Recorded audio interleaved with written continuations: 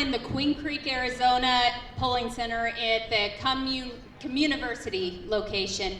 We heard somewhere around, I don't know, 8 o'clock that they were making people only use Sharpies, and they were only handing out Sharpies. So one of my fellow patriots went out to Staples and bought a couple of boxes of just regular gray Bic pens. We were handing them out to people 75 feet and back, to anybody in line that wanted one. We weren't asking, are you Republican? We weren't asking, are you Democrat? We didn't ask who you were voting for. We just said, if you want a pen, here's one. They're only using Sharpies. So I'd say 80% of all the voters took one. And once the people, the poll workers inside found out that we were handing out the pens outside, all of a sudden, these pens were causing problems. They were gumming up the machines. They were smearing because they wouldn't dry quick enough. Well, let me tell you what I did. One of the voters brought out one of the Sharpies, so I have one of the Sharpies that they were using. It did bleed through, and it wasn't the tiny, super ultra fine Sharpies that they were saying they were using.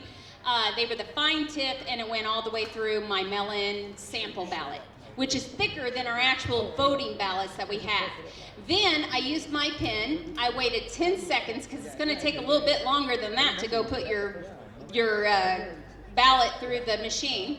And I used my thumb and tried to smear the stuff because they were saying, oh, well, mail-in ballots didn't cause a problem with pens because the mail-in ballots sit for several days and they're dry. Well, so I took every opportunity to use my pens to try to get them to smear after 10 seconds or longer. Never. I waited 3 seconds, still did not smear. So they're sitting up there right now deciding that there is no corruption here in Arizona, that the pens were causing the problems, not the Sharpies. Well, let me be the first to tell you, those pens that we were handing out on voting day, November 3rd, was absolutely not causing the ballots to smear. They were not gumming up the machines. It's the same pens that I used the day before at the location without any problems. So I just want...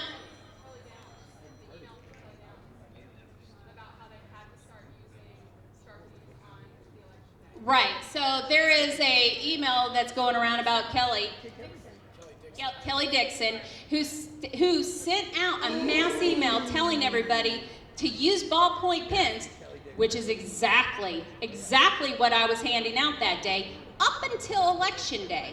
So this was pre-planned, guys. For them to sit up there and state that there was no corruption here is just a bold-faced lie.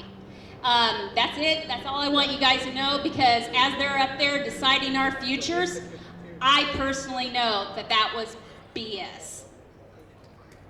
Thank you, Summer. Really quick, I'm going to wrap this up by just saying one more thing. Some people had a really good idea after our friend Andrew almost got arrested for not wearing a mask in Fry's. So I want you guys, have you ever heard of civil disobedience? You guys know about Gandhi, right?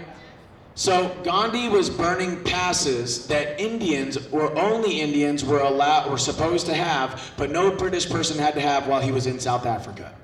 Okay, and he was having all these Indian people, Hindu, Muslim, burn their passes that the government said that they had to have. He got whacked in the face and in the hand when he tried to burn it, then he got arrested. But guess what? After he got arrested, and after all the other people that were burning their ballots and refused to obey this law got arrested, the whole system in South Africa shut down, and they were forced to release these individuals and lift the tyrannical pass laws. So I was given an idea by one of these great patriots that I wanted to share with you. What if each and every one of us got together with 5, 10, 15, 20 of our friends and decided to go into stores that mandated mask wearing without masks? That's just civil disobedience, you guys. We're just standing up for our rights. We're just doing what is constitutionally allowed. You see what I'm saying? It's a peaceful protest. And it's really not harming anybody, especially when you consider that this virus kills less than 1% of the people that it come into contact with. So I think it's a brilliant idea. If you guys want to take that home with you, if you want to share it on social media, maybe mass protests, maskless mass protests inside of businesses where 10, 15, 20 people go into the business without a mask and do their shopping. And think about it. What kind of a revolution, what kind of an evolution that is. That I mean, that's all we have to do to fight?